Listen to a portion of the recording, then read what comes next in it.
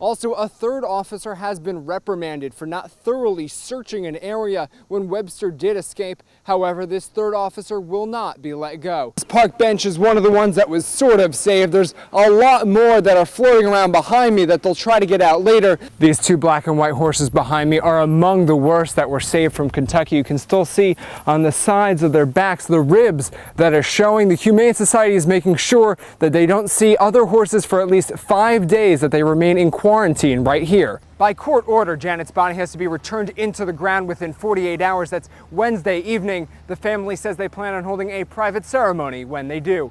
Yeah, U.S. Marshals have actually brought in America's Most Wanted in hopes that nationwide attention will help bring in the escaped inmate Albert James Vout. Andre, like Angela's parents, says he is bothered that West Virginia doesn't have a death penalty, but says he's looking forward to Prophet's Day in court.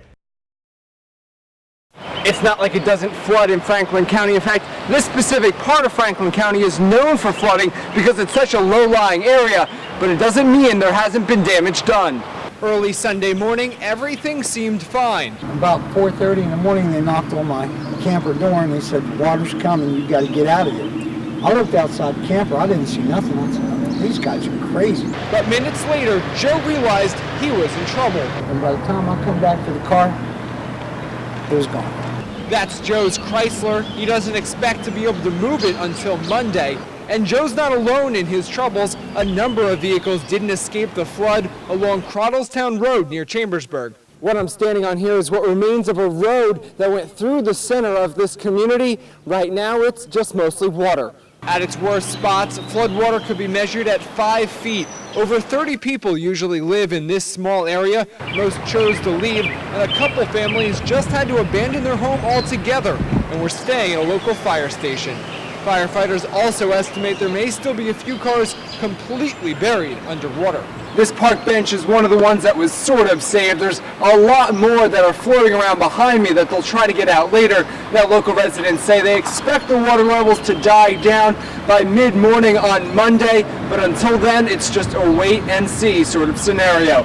In Franklin County, Adam Weiner, WHAG News.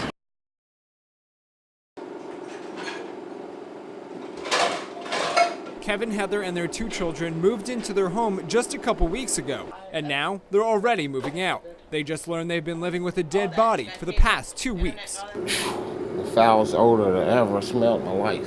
When we first moved in, it wasn't as strong as it, you know what I mean? Like every day the smell was getting stronger and stronger and stronger, so you can just tell that the body was over there when we had moved in.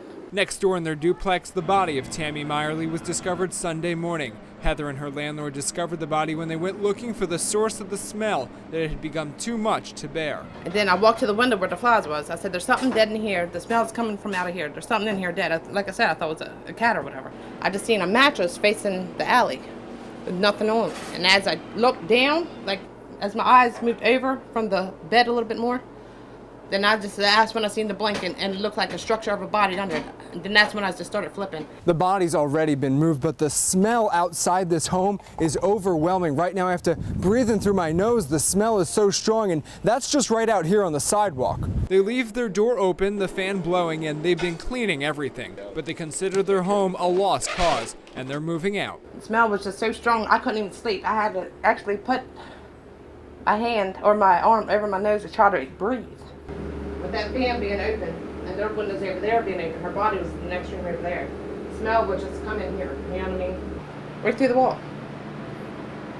Right through that wall is where her body was.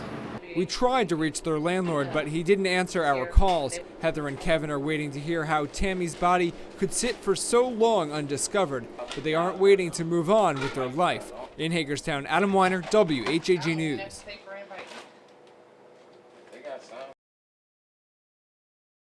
Conversation. Former pastor Randy White still gets choked up when he talks about the loss of his daughter to brain cancer. 6 months later, she died in my arms. You don't expect to bury your children. Randy held a town hall-style meeting to promote his group Fighting for Frederick. It alleges that Fort Detrick destroyed his daughter's life and the lives of their surrounding community. When there are more cancers than what you would expect to see, and that they're associated with a certain geographic area or certain occupation. So that's sort of what a cancer cluster would be. Hundreds of concerned residents showed up to the event, most with a cancer story to tell. I have some cancer survivors that all are affiliated with this particular area. My mom, my brother, my father, and my sister. This right here is Fort Detrick's Area B. The White family alleges under this soil, animals and chemicals have been improperly disposed of, and that's the cause of this cancer cluster. However, Fort Detrick says that's just not the case. They've tested this area multiple times and say it's safe. Fort Detrick did not send a representative to the meeting and did not release a statement. However, on Fort Detrick's newly redesigned website, the Army base addresses the Area B allegations. It admits there were some contaminations, but described them as slight. And the organizers behind Fighting for Frederick say they're not necessarily blaming Fort Detrick for the cancer cluster. They're simply trying to find the cause of this alarming trend. I felt like the government had let me down. You know, we try to be good citizens, but you would expect that the government would be just as responsible and take care of you, protect you. Angie and the rest of the White family grew up on Lake Coventry Drive, which is just a stone's throw from Area B. They say for Kristen and for the community, they just want answers. Adam Weiner, WHAG News in Frederick.